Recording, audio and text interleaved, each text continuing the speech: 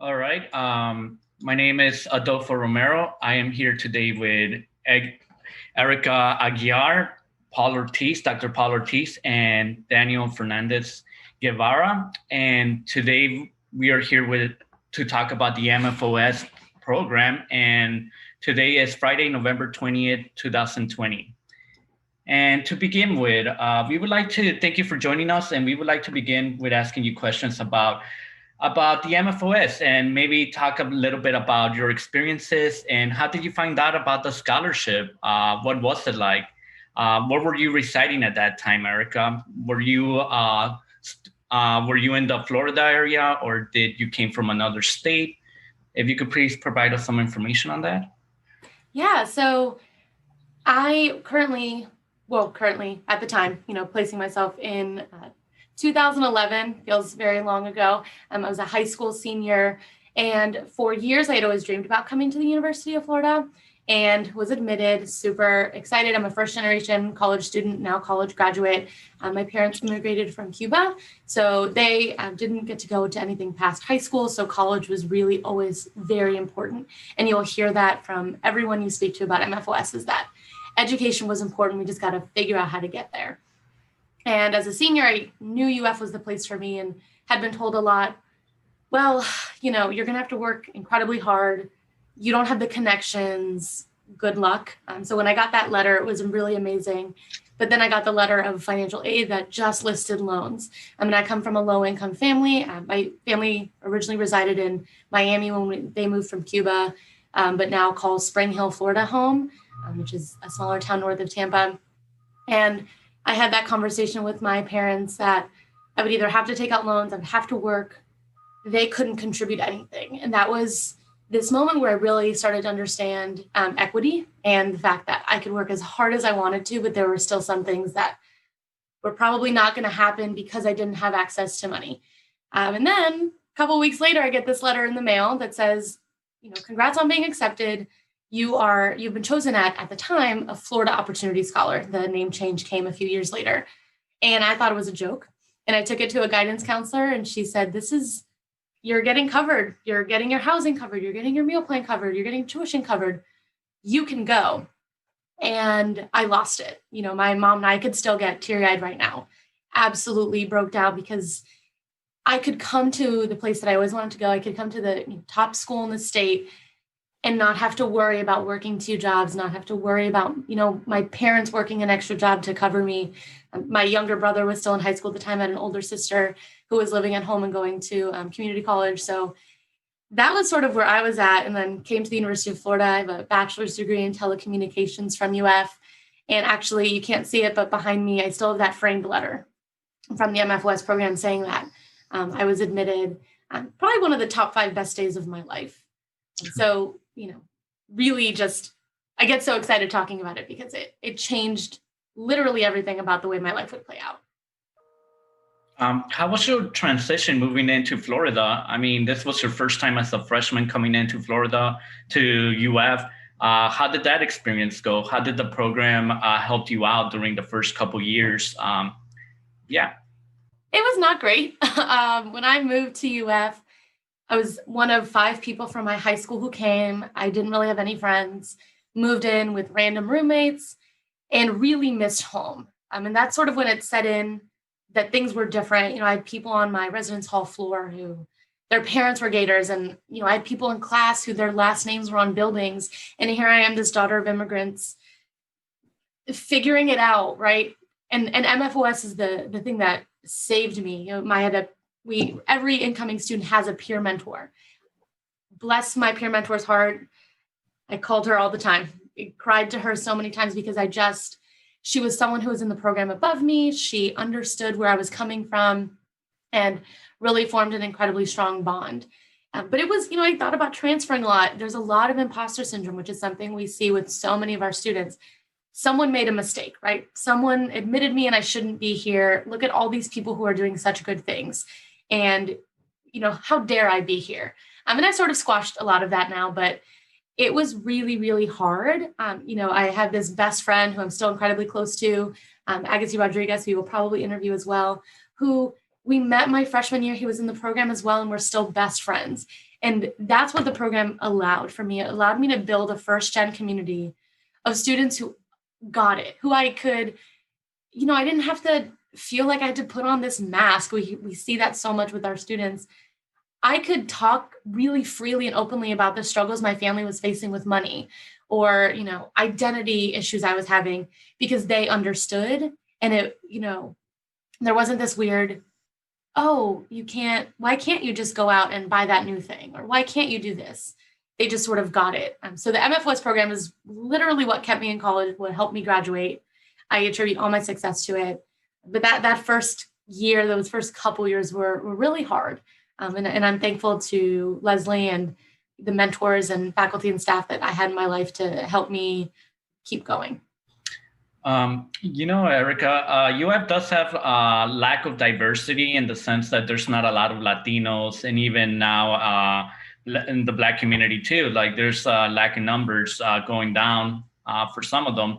But in your experience being at the MFOS, would you say being with similar students, did they become your second family? Oh, 100%. So I originally grew up in Miami, and my nickname with my abuelo was Americana because I'm not fluent in Spanish. I was always the like sort of outsider in my group of friends in all my schools in Miami and Hialeah. Moved to Spring Hill, which is very homogenous, and suddenly became this like super Latina. Everyone's like, wow, listen to your accent and all this stuff. And I had this weird moment. And then I got to UF and saw that there's not one way to perform being Latinx or being Black or being anything, right? You can exist in multiple areas. So just because I didn't speak Spanish and because I'm light skinned doesn't negate my identity. And that was because of the MFOS and the Latinx family that I developed. La Casita was a place I spent a whole lot of time.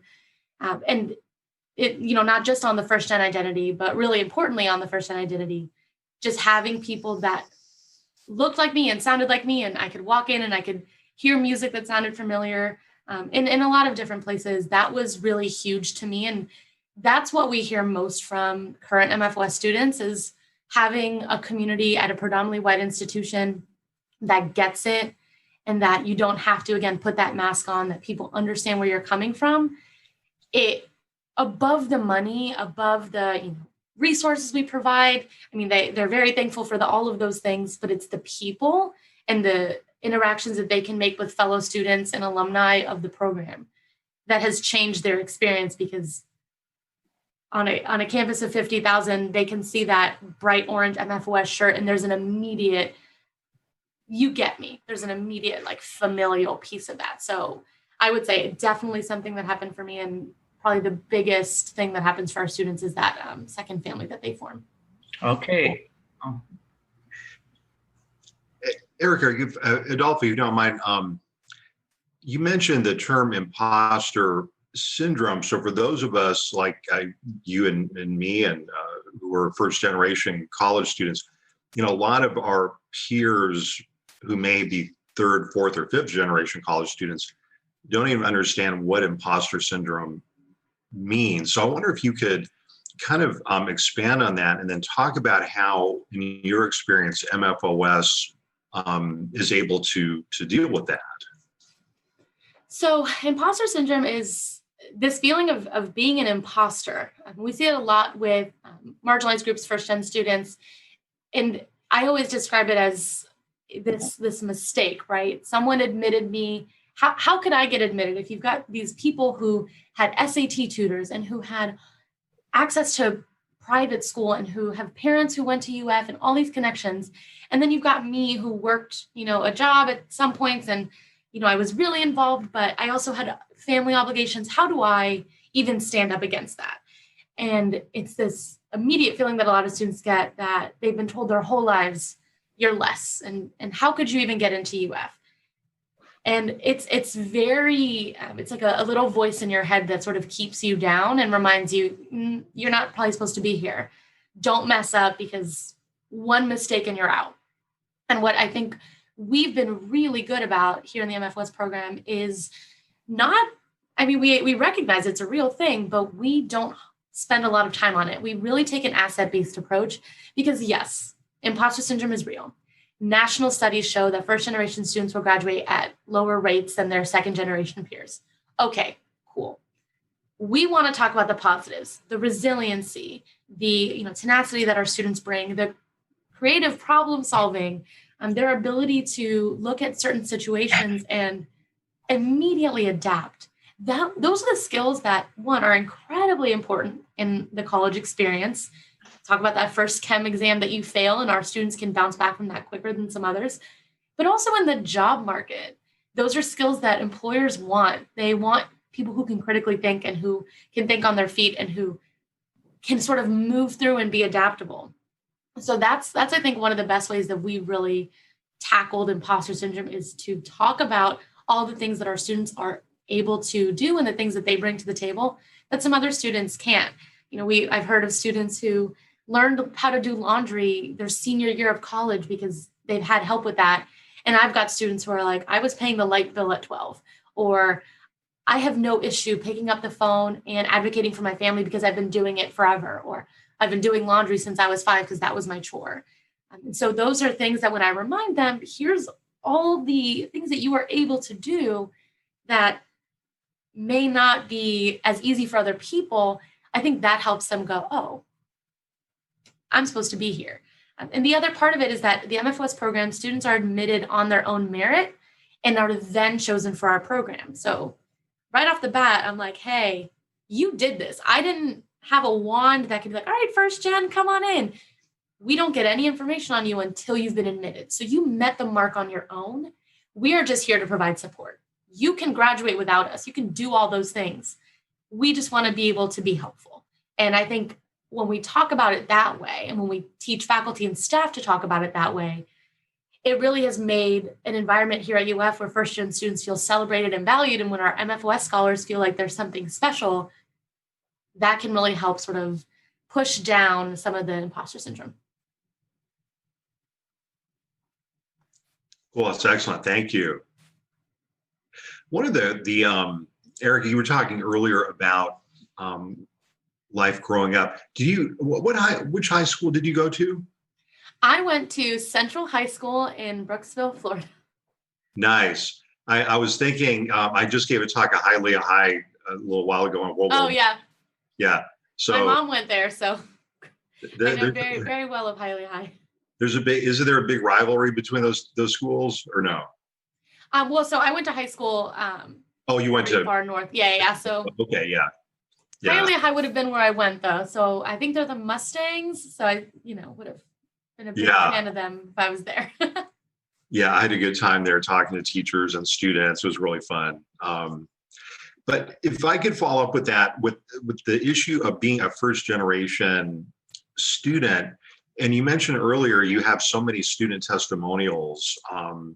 Can you talk maybe about some of those, like some of your favorite stories about how you've been able to and how the program has really touched you personally, how you've been able to work with students?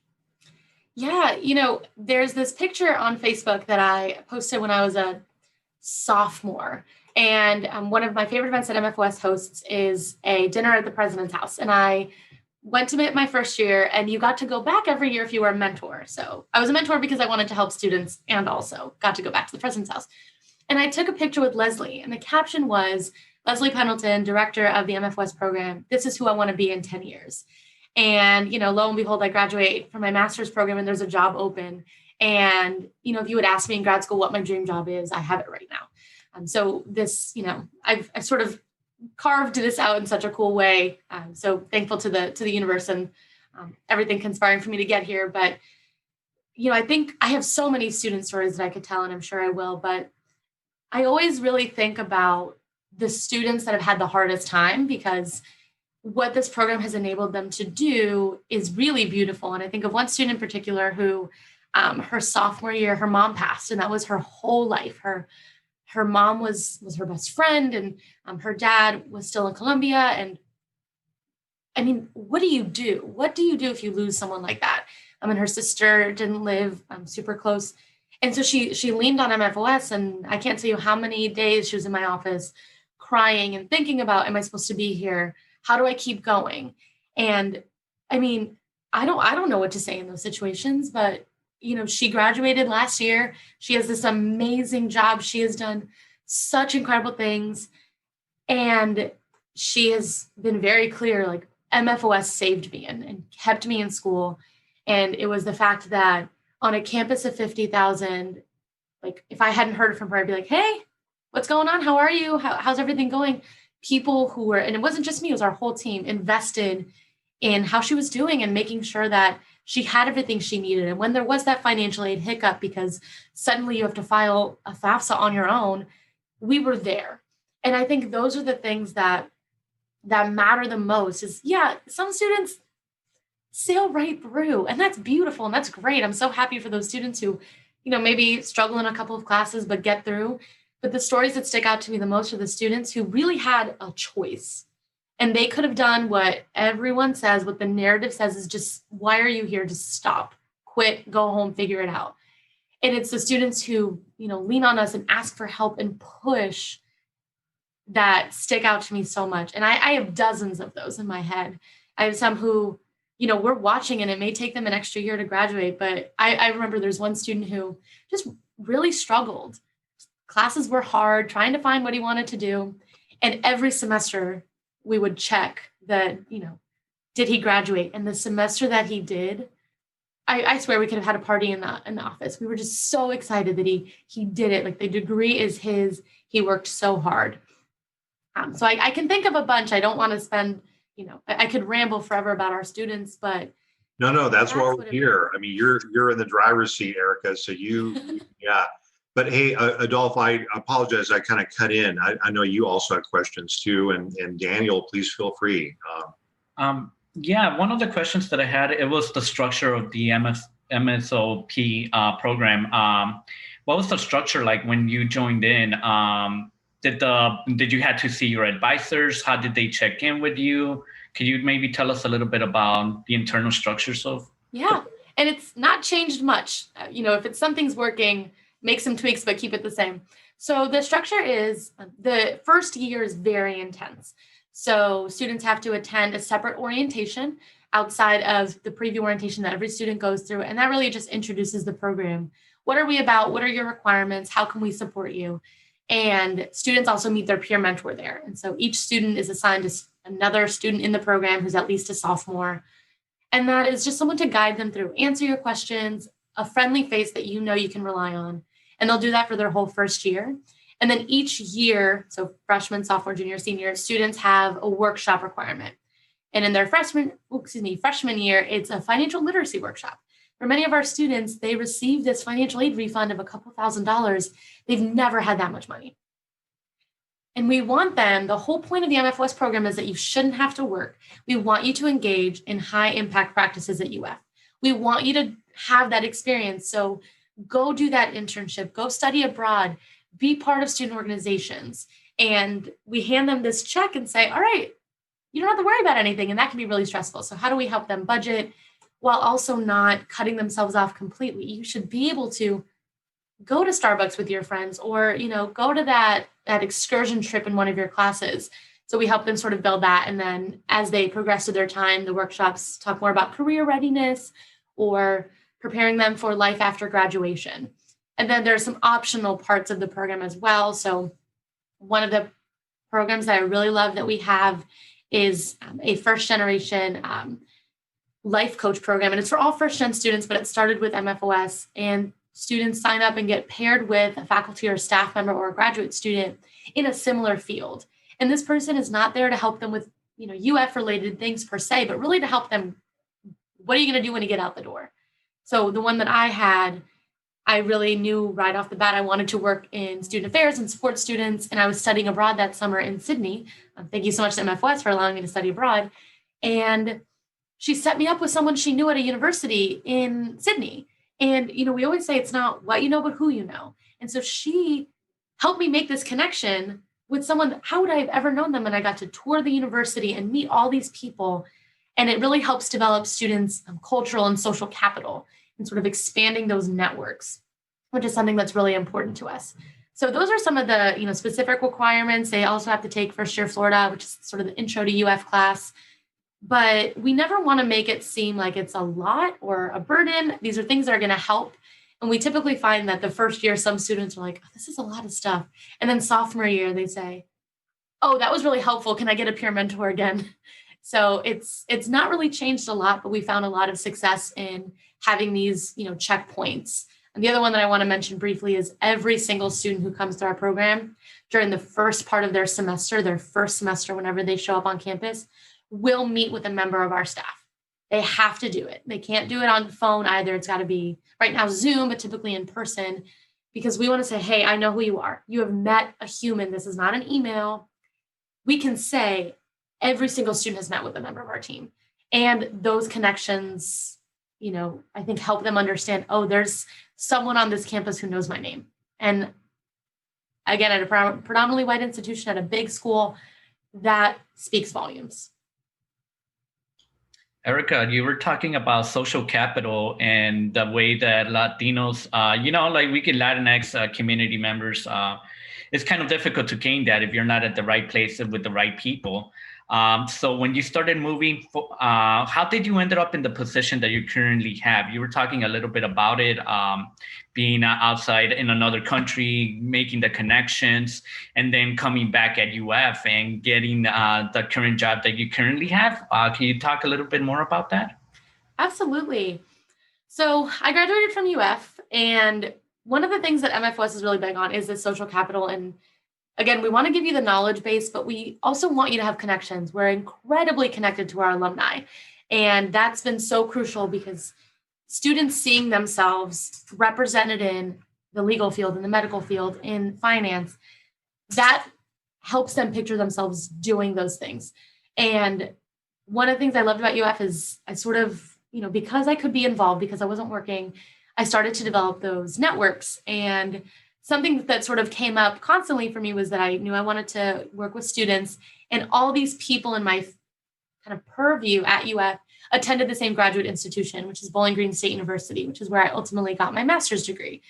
And that was really when I started to understand, oh, yes, I could have all the skills, but having these people who can help fill in some of the gaps, because I didn't know what I was doing, right? You don't stop being first gen when you enter college. I was a first gen graduate student. I had no clue. And so I leaned on those people because MFOS told me you need to have humans in your life. You need to form connections. That is what's going to get you through. And so I was actually working on, job applications when I was finishing my master's program, and I was applying to a different job about first gen. And I called Leslie because I had formed that connection with her, and she's so connected to our alumni. And I said, hey, I'm applying for this first gen job. Can we chat? What do I need to be thinking about? What are the, current trends in first gen success? And then at the end of the call, she said, hey, good luck on the job search. We're hiring. So I'm just going to send you this job application. And I was like, oh, so you're hiring for the exact thing that I've always wanted to do. Cool. And, it's funny. I sometimes want to say, for some reason they hired me, and that's the imposter syndrome speaking. But it was, amazing to come back here. And so I have now sent other students to that program. And because I've gone to graduate school, I think that allows me to continue to talk about and advocate for these social networks. My best friend, Agassi, who I mentioned earlier, ended up being in the cohort behind me. And so again, as a friend and as a fellow MFOSer or MFOS scholar, I could help him through that graduate process. So we really want students to understand that they're not alone, and that they need to be forming these connections because, I hear so many students at UF that are not MFOS or not first gen say, I'm just going to intern with my dad's legal office, or I'm just going to shadow my mom at her clinic. And then you've got me, who my dad installs flooring and my mom is a bookkeeper. Those are incredibly important jobs. They are, the backbone of society. All of our students, their family members are so committed to building this dream for them. But the reason you go to college is to do something different. And so helping our students step in, because they can't always just go home and intern, and, using connections that we've made with faculty and staff or with our alumni, we have had a lot of students who have been like, hey, I'm sort of interested in this. Do you know anyone doing it? And we can point them to an MFOS alum who says, oh, I'm doing that exact thing. And our alums are so successful. I know Dr. Machen talked about this, but We have two alums who just graduated from Yale Law School. We have them at UF Medicine. We've had one who, was in the Peace Corps for 2 years, one who works for ESPN. I mean, they are out there changing the world. And that's the network that we've been able to form for our alumni and for our current students. That I think without this program, one of the typical things about being first gen is that it's an invisible identity. So you can't always look at someone and be like, all right, you're first gen. So because of the MFOS moniker, or you wearing that shirt, you sort of know who exists where. So social capital, I think, is one of the things that we are so committed to, because it is the most important thing. You can have the knowledge, you can have the skills, but you also have to have that network to be able to continue to grow. That was a roundabout answer. I'm so sorry. Let me know if I didn't answer part of it. No, I thought it was a great answer. It reminds me too, Erica, you mentioned something earlier, social capital is really a critical concept. And it really helps us as we think about the spring internship, thinking about, material we may have the students kind of read or watch about, issues of equity in higher education. And it reminded me when you were talking about that, you mentioned earlier the issue of identity, like a student's individual identity, and the fact that often first-gen students have very different types of identities. I was kind of reminded last week, someone was talking to me about seasons tickets to the UF football games. And they asked me if I had seasons tickets. And I said, no, I'll go to a game every once in a while if someone gives me their tickets. And the person was kind of surprised because he said, oh, my family's had season tickets since the 1940s at UF. And I was like, wow, that's really cool, but it's obviously a different reality than most of us have with the institution. I wonder if you could talk about the issue of identity and how you've seen MFOS help students kind of think about their identities as maybe being, thinking of themselves as marginal at first, but then finding ways to have a sense of comfort and welcoming and not having to give up their identity in order to, kind of fit in. What a really good question. And I think it's on the forefront of most of our students' minds. Last time I checked, about 75% of our students identify as students of color. And then you look at UF and, that percentage is significantly lower. So there's this right off the bat sort of cognitive dissonance that our students face. I remember another student's graduating this semester, her first term, came in my office sobbing. And she said, I just went to my first class. I'm the only Black girl. So I went to a high school that was predominantly Black, and now here I am alone. And that's a concern of safety. And she was like, I don't know that I can speak up. How many microaggressions are our students facing in the classroom? And I think for many students coming back to MFOS, whether that be in your mentor group or different events that we host, or just hanging out in, some of our study spaces, it allows students, similarly to the work that Multicultural and Diversity Affairs does, to have a brave space, a space that they can go to. And again, that mask comes off. And I know many students, one of the things that is not really talked about, but is felt really heavily, is what happens when they start to grow in college and return home. And it always happens sort of that first semester, students go home for the winter break, and they have been fundamentally changed. And I don't want to set a precedent that says that if you've gone to college, you are better than anyone. By no means. My parents are the best people on this planet. Neither of them have degrees. But students have suddenly stepped into this new world. They've grown. They have a different world perspective. And then their families have sort of stayed the same, right? Nothing has significantly changed minus, this person leaving and coming home. And that identity crisis that happens when you are a changed person, you are in these classes, you're being challenged in new ways. And I can't tell you how many students come back and my parents told me that I'm too good for them now. And, I went home and I tried to talk with my classes, and my parents sort of brushed me off because, well, you're better than us. And that is such an interesting space. Again, I'm going to pick on my friend Agassi because we talk daily. So I feel like a lot of his stuff is fresh in my head. But when we think about social justice, college brings a lot of those topics up. And, Agassi is Cuban as well. And going back home during college and trying to have these conversations around, whiteness in the Cuban community, or, the issues of, police brutality, right? His family is saying, well, you're no smarter than us. Why are you bringing this up? You're a different person. Why do you care about these things now? And that can be really, really tough for our students to sort of wrangle with, because they have learned, they have grown, and we want them to, but how do you go back home and suddenly sort of, they really say that they feel like they're two different people, that the person they are in college having these incredibly intellectual conversations and being leaders on campus and, having one-on-one conversations with these faculty members and doing research, and then they go home and they sort of feel like they have to temper that. And there's this concept of, it's called survivor's guilt, that a lot of our students will feel as well. And it's basically this idea that you got out. And a lot of our students say, well, I got this scholarship, but my cousin, they're going to another school and they didn't get the scholarship and they're going to drop out. Why me? And feeling like they have to almost not talk about their accomplishments. And I've had students literally tell me, well, I'm sort of bad mouthing UF because I don't want people to think I have it too good. And I don't want to gloat and I don't want to brag. And I think that's a lot of really challenging space to work in. So they're working with all of that. And then, I think MF West, we talk about these issues. I never want students to feel like they're coming in and have to, dance around what's going on with themselves. I've had students come in and I'm like, yeah, this is a predominantly white institution and Black enrollment is declining and it can be unsafe on this campus for you.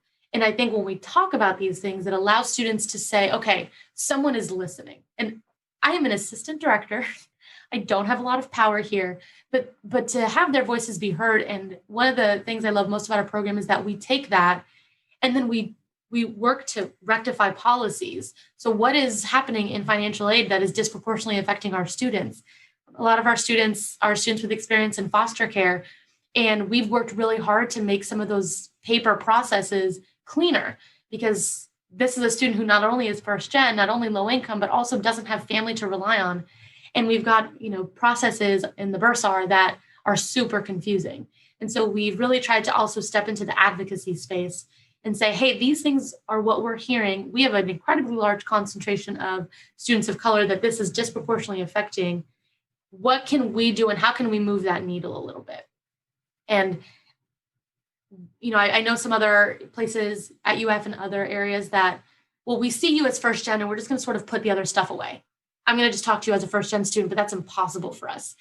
Every layer that you bring as a student parent, or, as a student who's lost a family member, or as a student of color who's, working through their queer identity, those are things we have to continue to talk about. And we are incredibly cognizant of, and we lead with, because I don't know how I can support you if I'm only looking at one part of you, because we're multifaceted people. Hi, Erica. It's Daniel. Quick question. You've done a great job outlining how the program has changed the lives of so many first-generation students. How have the students changed the program? Oh, great. More and more, and I think I'm, telling this to people who already know it, our students are advocates, and they are demanding better treatment. They are demanding that the institution recognizes their needs, and they bring that to us. I think partially because there's a comfortability. They know that a lot of times students have told us, and some students, I don't want to say that every student thinks of us this way, because there are students who don't vibe with us, and that's all right too. We're still going to support you. But they look at us not as administration, and they look at us as mentors and as sometimes guidance counselors and people who are invested in their success. So they're more willing to bring up some of these issues. But they will tell us if something's not working. And many times that's when we know something's wrong, because we'll hear from administration or we'll hear from, whoever we're working with, oh, this is going great. It works really well for us. And then I hear from a student, well, actually, here are the ways that that's not working. And that was something that came up with the example I just used about helping students utilize some of their benefits if they were a student in foster care. They said, yeah, on paper, it looks like it works, but we have to do all of these additional steps and it's impossible for us to do because we don't have access to this stuff. And so when they bring those things to us, because of the comfortability and because they know that we'll actually do something about it, I think that changes the program. But we also rely on them for every decision we make. So we don't plan events without student voices. We always have students who work in our office. So we typically kind of ask them like, hey, is this hip? Is this cool enough for the students? Do you think they would attend? And they'll tell us yes or no. But we have groups of students who are in that capacity. We have a leadership team, and those students are about 12 to 14 who help run our peer mentor program. And so they are constantly saying, this isn't working. We need to change this. We need to adapt. But we also have a group of ambassadors who help us speak to donors. And again, those are students who are involved across campus, and they can really help us keep a pulse on it. But the other part is really helping us understand what their needs are and how they've changed, right? We're no longer, for example, advising millennials. They are Gen Z and they come with a unique perspective. And I'm a millennial, so I can't always understand what they're doing. And they're going to bring up stuff. And one of the things that I think about a lot is we do use our students a lot, or, kind of, I don't want to say use because I don't want to say that we're using them in any way, but when we are talking to donors and faculty and staff about what we do, the best thing is students, right? I can tell you 1,000 times what my experience was. You want to hear from someone who's experiencing it. And one of the things I think our students have done really well is helped us figure out a way to do that honors their stories and never feels manipulative or like we're using you to make money. And I think that's been a really cool way that they've changed the program. But they've also just changed all of us, because I can name almost every student in this program because they've changed the face of UF, because they've changed the narrative around what first gen means at the University of Florida. If you asked 20 years ago, people would probably say, well, can they do it? And now you hear MFOS and you're like, oh, I hold this student to a higher standard. So they've really changed the fabric of UF because they have come in and been successful. And we'll take 5% of that, because we've been able to support them. But it's all of them and all the success they've done in advocating for themselves and being proud of their first-gen identity that I think has really changed our program and how we can support them, and also changed all of UF.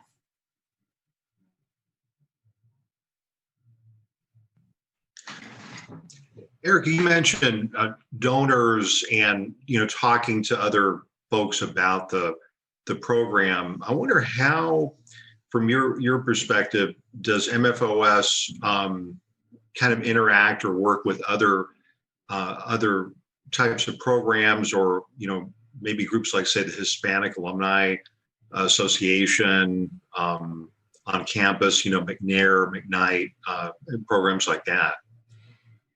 We are a team of, I say 4. There's 3 full-time staff and 2 graduate assistants who sort of count as one. We can't do it all. We absolutely can't. And so we've always been really interested in how others are supporting first gen, and we don't believe we own it. So, the Association of Hispanic Alumni, for example, they've been supporting MFRS for years, I think, because many of them are first gen graduates, and they said, we want to, their event every year, Gator Guayabera Guateque. They've always supported MFOS, and they just made that decision, and we're like, great, keep doing it. We're happy to send students if you want. We're happy to, be supporters in that, but we've always relied on others to sort of do this. And we really try to cross-collaborate as much as we can. One of our biggest supporters and sort of co-planners is the Office of Academic Support, which includes the Promise Program, TRIO programs, McNair, because we know that our students exist in those areas. And if they've got resources that we don't, we want to make sure that we're, helping our students. We're all here for student success, right? So I don't want to say that, well, if you're an MFOS, you can only do things with us.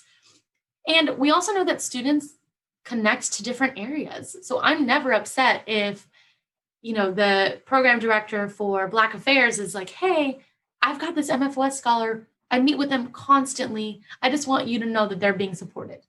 I'm not at all upset that they're meeting with someone else. That's the whole point, is that you're getting support. If it's not with me and it's with someone else, fantastic. But we try to set up a really good collaboration with as many departments as we can, so that oh, this is an MFOS scholar. Let me make sure that Erica and Richard and Leslie have that information. that they know that the student is being supported. Two of the, best supporters that we've had recently are the Levin College of Law and the College of Medicine, who on their own have supported first-gen students. The Levin College of Law, last year for their incoming fall 2020 class, every first-gen student got a scholarship because we know first-gen is important. That's important to our community. It's important to the law class. This is another way to, bridge that equity gap. College of Medicine hosts an event every year for MFOS scholars to help them understand what the medical school process is like, connect with first-gen students at the College of Medicine. And we, again, just cannot do it alone. So we are always welcome to that. Some of our biggest supporters since the beginning, athletics, for example, has also been a great supporter, hosts an event for us every year. We want to just make sure that wherever you are as a student, if it's not fully involved with MFOS and you just do your requirements, but you are so involved over in this sector of campus, cool. We have a connection there. So we still know you're being supported. Wherever you find it is, the whole point is, right, again, developing the social and cultural capital. You have someone. Doesn't have to be me. It can't always be me. And we really relied heavily on some of those other connections to really make sure that we've sort of got a pulse on every part of campus, if that makes sense.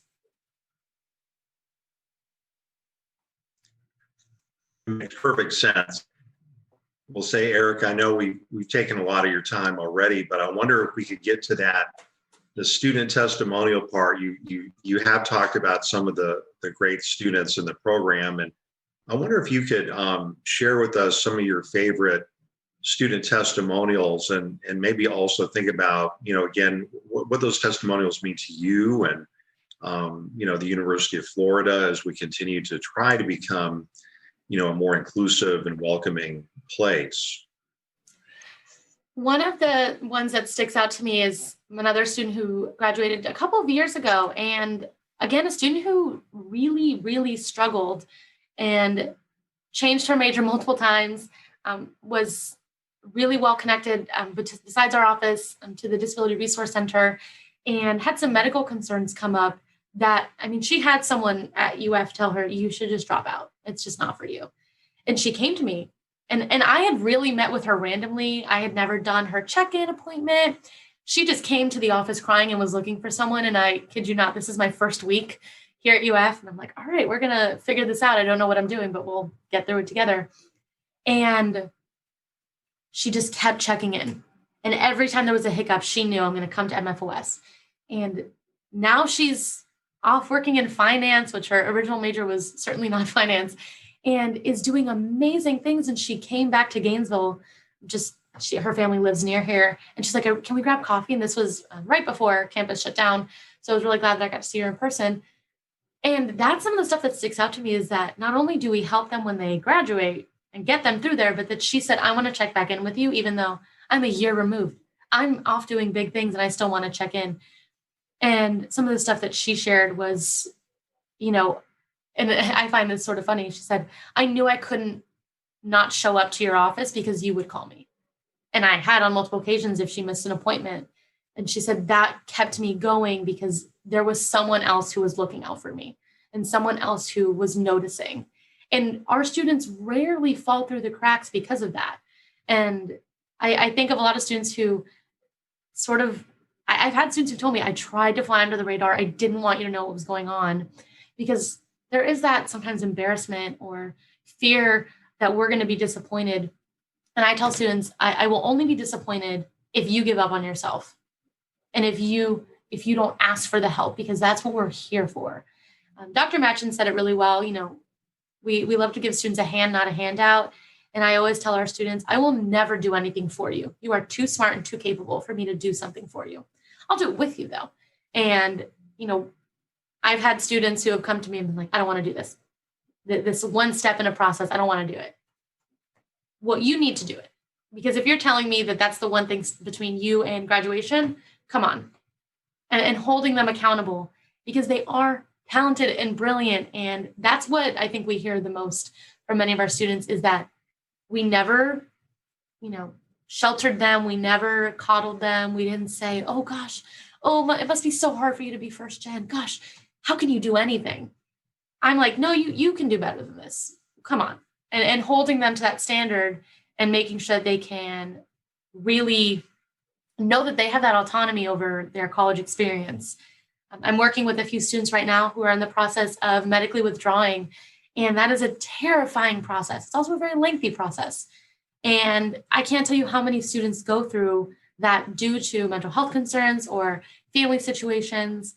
And those are the ones that stick with us the most because we continue that checkout and we continue that, what's going on? How are you?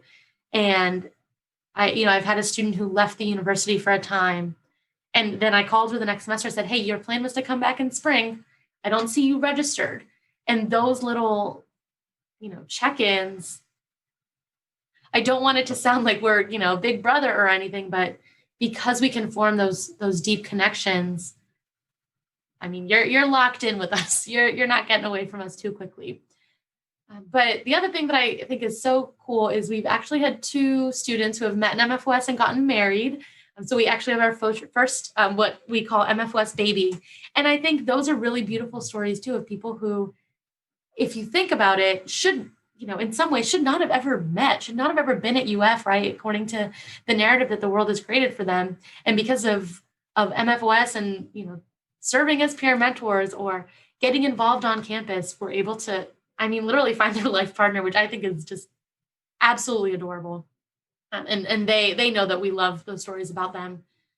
And I feel a little bit like I'm rambling, but every time I mention something, I just think of another student. And I have thank you notes in my office all over from students who have moved and come back. And one student I taught her in first year Florida when I was a student.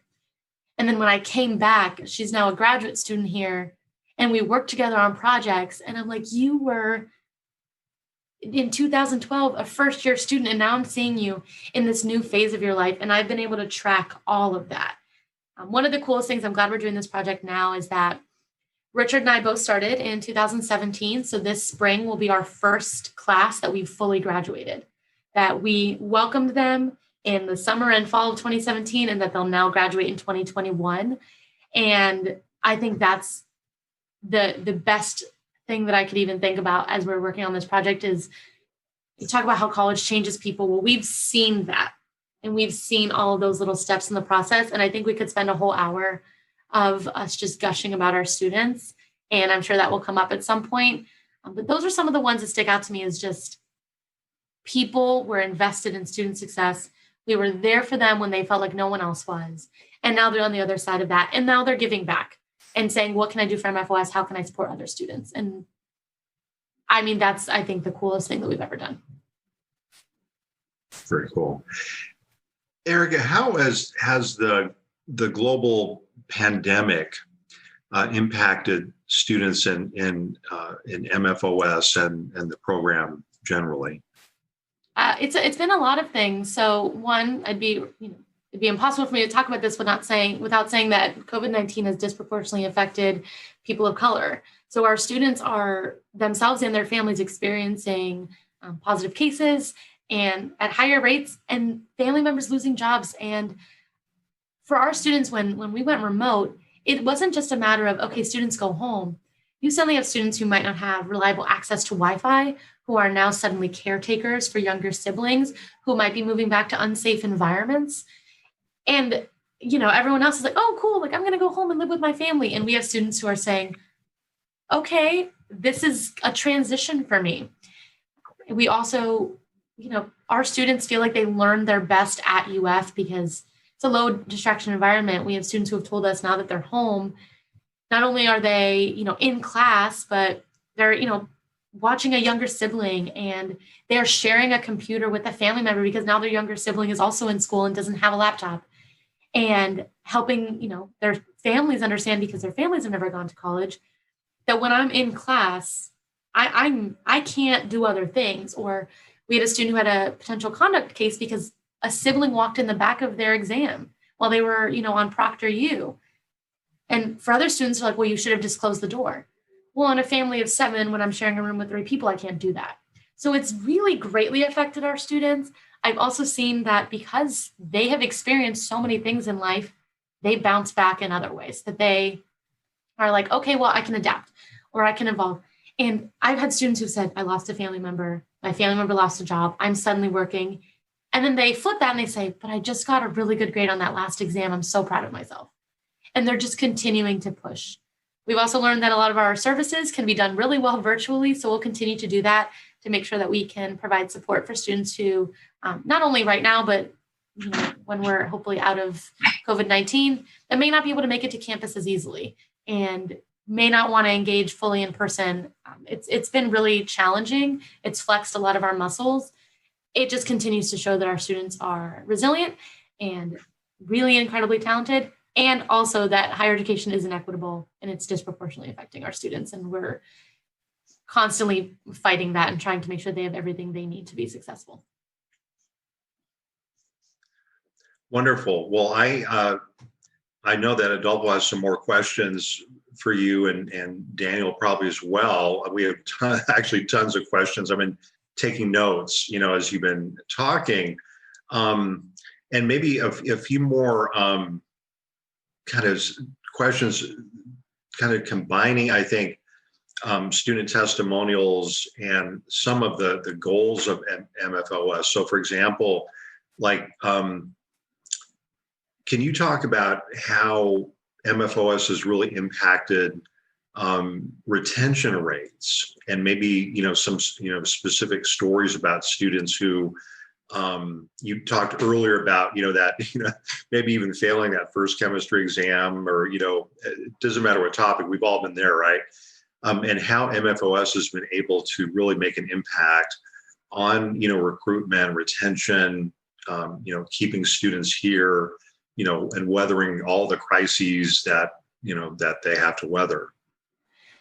It's been really interesting because, again, national data shows us that first-gen students do not retain at the same level. They don't graduate at the same level. There's all these sort of negative data out there. I think one of the ways that MFOS has really been really successful in retention, one is the fact that, again, we know our students.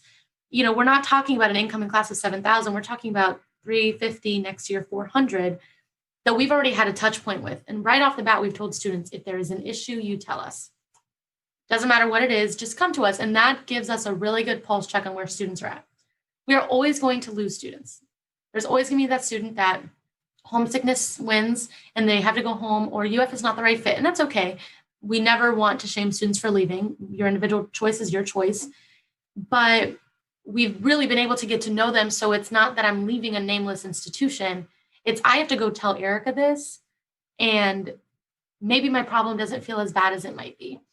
And I remember I had a student who was on the brink of losing the scholarship because of one small thing. And she was so scared about it. And she came to me and tears. She's like, I'm sorry I let you down. And I said, no, you didn't. I said, what would let me down is if you didn't come to me at all, because then that would tell me that I didn't work hard enough to establish a good connection with you, or that you didn't feel comfortable enough with talking to me. And it actually turned out to be this really small thing. And I was like, oh, and I literally went in our system, 2 clicks, and it was done. I was like, you're fine.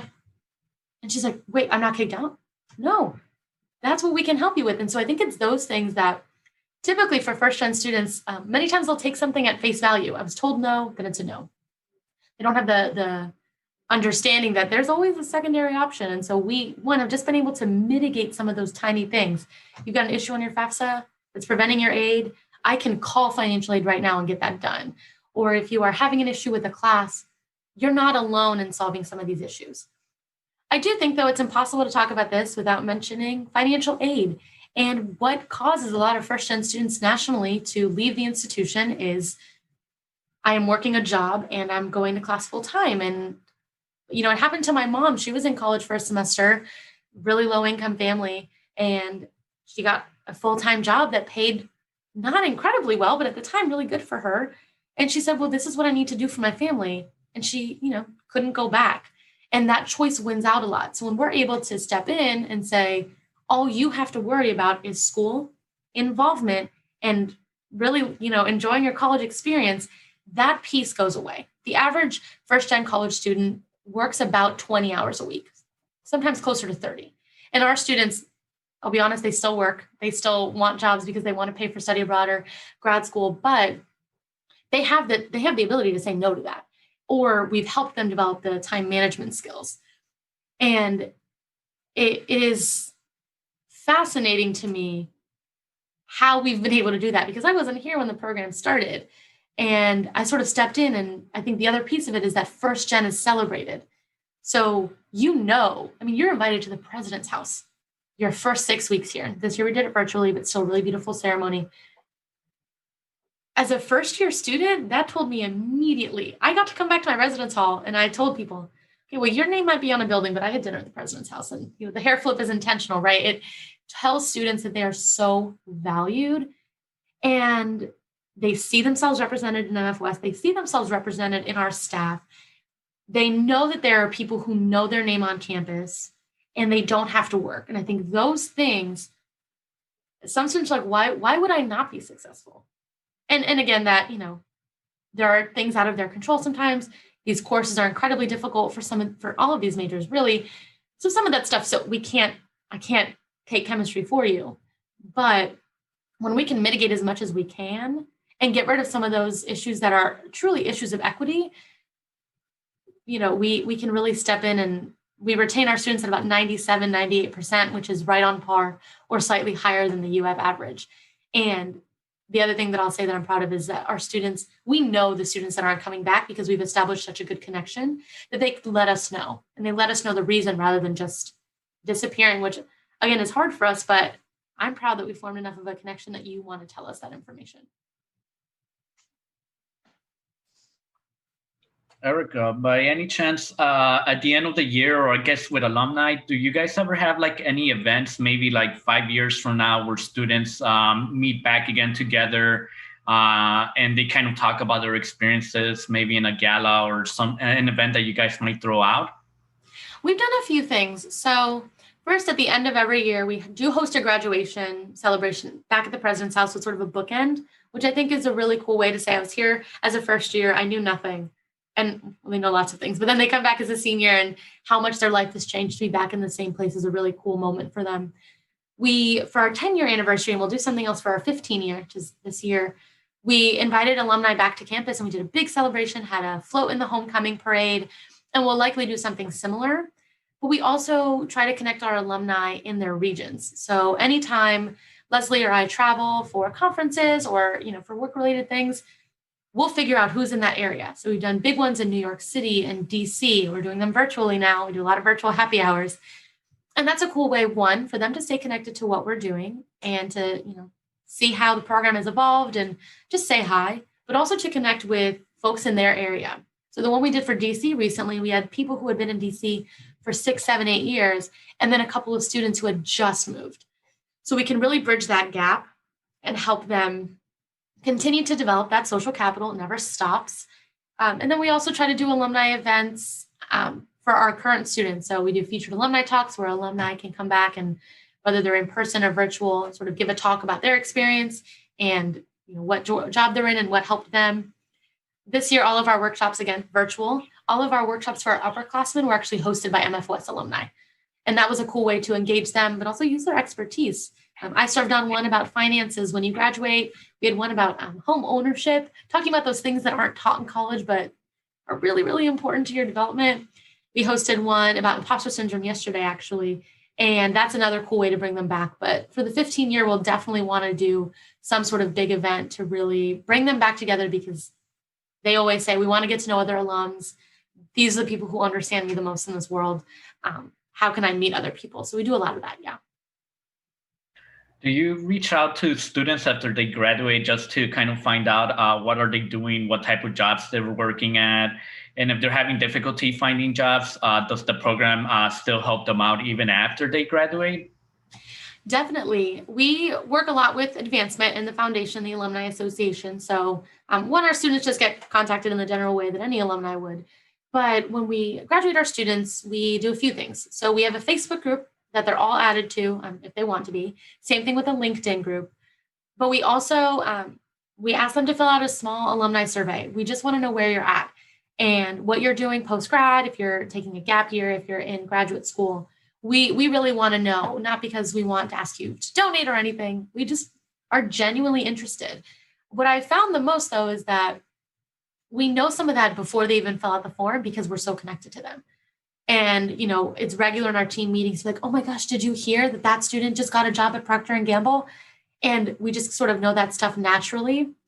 But we really try to keep a good pulse on them, especially if they're struggling to find a job. It's very regular that we'll connect alumni to alumni and say, hey, this student just graduated with their master's in public health. You're working at the CDC. We have a couple of alums actually at the CDC. Can you be that, supporter? Because I'm not a global health expert, but this person is. And again, I keep talking about social capital, but continuing to employ that and use that, but also stepping in and providing some, support.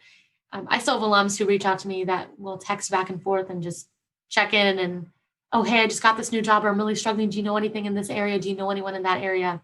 And we are really good about continuing to support them. So we may not, require them to do anything, obviously, because they're graduated at this point, but we definitely, it doesn't stop when you graduate. Our hashtag is MF Proud, and we see our alums talking about that constantly, is that our alumni swag that we have is very popular because they want to talk about this. And we definitely, that's one of I think the things I'm most proud of that we do is just when you graduate, it doesn't mean that it's over. You're still going to get a few emails and calls from me to check in.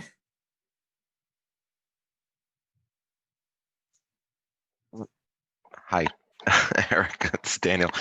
What do you find is your biggest challenge on a day-to-day basis? Yeah, right now, thinking about where we're at UF in COVID-19, the time of the semester, sometimes it's not an easy answer that we provide to our students. Sometimes the world has dealt them a bad hand, and there are not a lot of good options. And I hate to say that, but there are times, a student is not doing well in classes, they don't have support at home. There's only so much that our team can do. And we've had to have conversations with students that are like, look, here are the hard choices that we have to make. I'm going to support you in any decision you have to make. I'm going to listen to you. I'm going to do everything in my power. But there are certain times that we have to make a hard decision. And one of the things that we talk about when students are really struggling in class and they're like, I want to be successful, but I'm not finding it. Do you care deeply about what you're studying? Do you want to be a chemistry major, or do you want to be at UF? Because sometimes those can't happen together anymore. And most of the time they're like, well, I want to be a Gator. Okay, then what's plan B? What's plan C? What's plan D?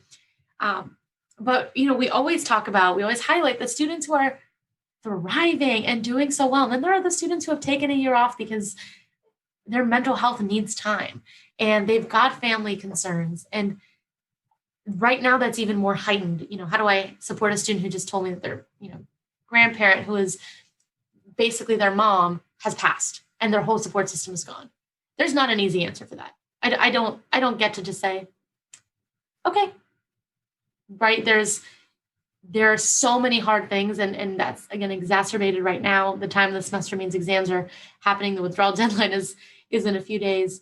And those are the hardest times of the semester for me because it's almost impossible for me to turn that off and go home and be like, switch down. Okay, cool. Like I carry that stuff with me, and we all do. I think we've done a really good job of, again, advocating across campus, trying to, set up processes that will make things easier. But I'm also never going to tell a student like, it's going to be okay, because sometimes it's not. And sometimes it is so hard to be first gen. And there are times when even now I give money to my parents every month, and there's always going to be something that's happening because that's sometimes I think the nature of our world. I'm never going to tell you, but look on the bright side. Like sometimes you just need to sit in a moment that's really challenging, take a moment, feel it all, because that's part of this. And then how can I support you, and where do you want to go with this? But that's not easy to do, and that's not fun, because I'd always rather have this student who's like, and I'm acing this exam, and I got this internship, and everything's going great. But it's not always the case. But those are the most fruitful student interactions that we have.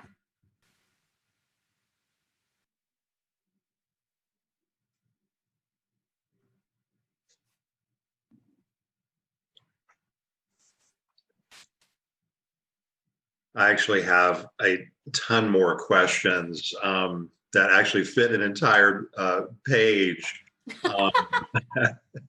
But one of them, I wonder if maybe if we can conclude this session, Erica, and then think again, we'll be asking you to do a follow-up interview. And we kind of started at this point, but I wonder after you've given this wonderful, testimony and analysis of MFOS, could you talk about how MFOS has impacted you as an individual? Your thoughts about trying to improve the University of Florida, but really how's the program impacted you? I don't say it lightly when I say that the MFOS program changed my whole life. I really don't. And I tend to be a dramatic person, but I say this wholeheartedly and sincerely. I had written off college. It was not for me because I don't want to go into thousands of dollars in debt. And, my sister had gone to a community college and was so helpful in some ways. Who did I think I was going to the University of Florida? And I had a guidance counselor who told me you won't get in. And it was really great to show her my acceptance letter when I did get in. So that was just like a fun little moment. But,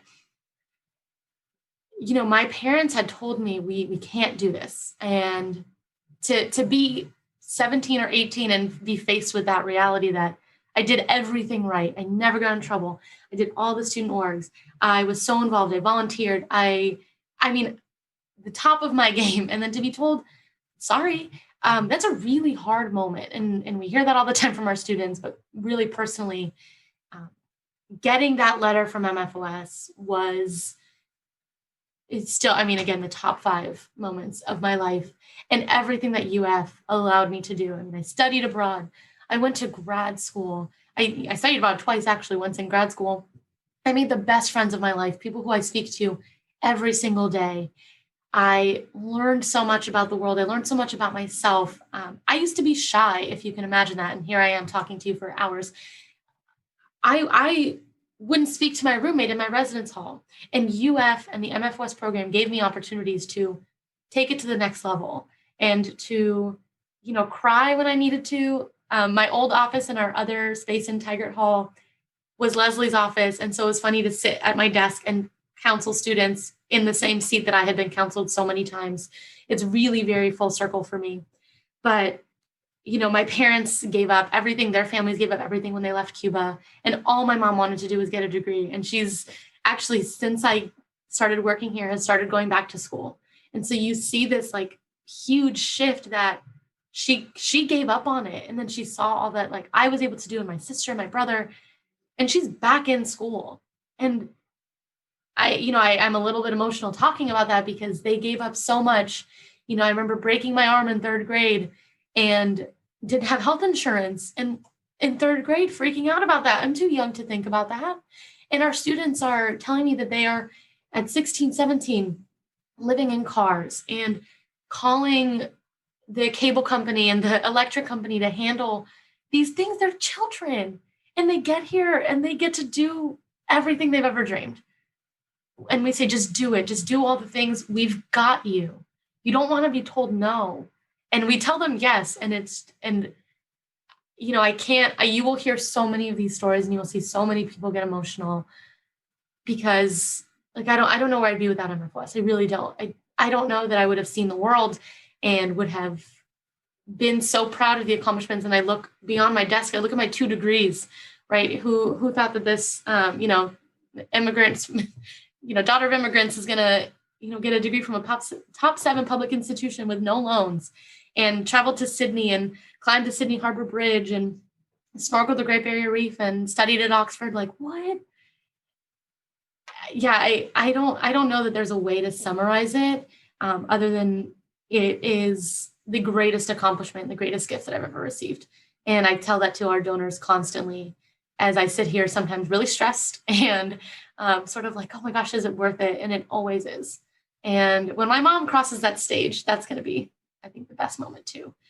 So I'm just so happy to be here and so thankful for MFOS. Very cool. Well, thank you, Erica, for taking so much time out of your morning to speak with us at the Oral History program.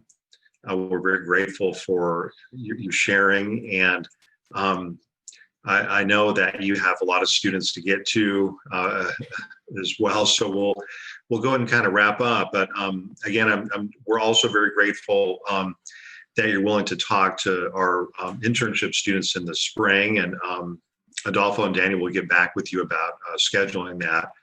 I imagine sometime in, maybe later January or maybe early February, because I think we're starting the winter term in January 11th. If that. Yes, yeah, we get that first week as spring break. Very cool. Okay. Well, wonderful. We'll be working also over the break too. We'll transcribe the interview. We'll get you, disc copies of that, and also the transcription you can kind of look over, and then we'll do an editing process too. Eventually, all the interviews will go onto the UFDC, through Smathers Libraries, a digital collection, and also, as we mentioned earlier, we'll be producing a documentary. That's kind of more of a longer-term project. And we'll probably production, I imagine, will kind of start later in the spring semester, early summer. So yeah, do you have any questions for us before we kind of all zoom our different directions? No, thank you so much. It's always a joy, and I'm literally happy to help in any way I can, and we'll do this again.